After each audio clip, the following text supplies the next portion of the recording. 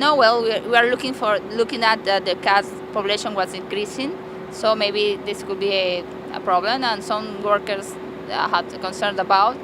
We go to the expert animal shelter at the other institution, and they recommend us that the cats are territorial animals.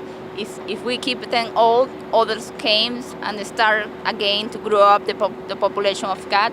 So we designed with that, make a program of sterilisation and bring them back because they are like the animals owners of the place. So they are here and we are doing a control of animals. Waarom? Omdat Bopec die heeft ons een mail gestuurd met eigenlijk een noodkreet om hier de wilde katten te komen vangen en of wij hun konden helpen dat het niet meer werd. Want hoe meer katten, hoe overvol het hier ook wordt en de mensen moeten hier ook kunnen werken.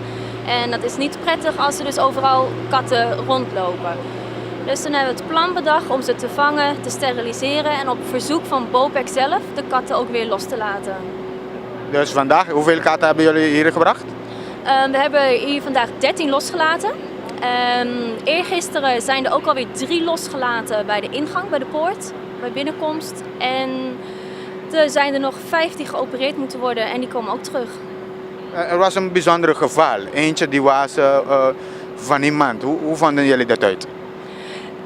Tegenwoordig als de katten worden gesteriliseerd of gecastreerd, dan worden ze gechipt. En aan de hand van de chip konden wij dus terughalen dat de kat een eigenaar had in Rincon.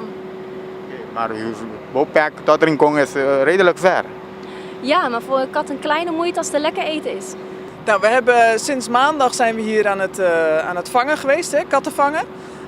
Want de Bopec die had aan de animal shelter gevraagd om te helpen met de katten. Want ze kregen eigenlijk een beetje overlast. Er waren gewoon te veel katten. Dus wij zijn sinds maandag zijn we gaan vangen. Maandag en dinsdag en gisteren. En in de meantime is gewoon ook alles geopereerd. En vandaag hebben we de grootste groep weer teruggezet. We hebben vandaag nummer 22 gevangen. En er loopt er nog eentje waar we nog een oogje op hebben. Maar het is ook zo dat als wij katten weghalen, dus als je het eigenlijk leegmaakt, binnen no time heb je een hele nieuwe groep katten.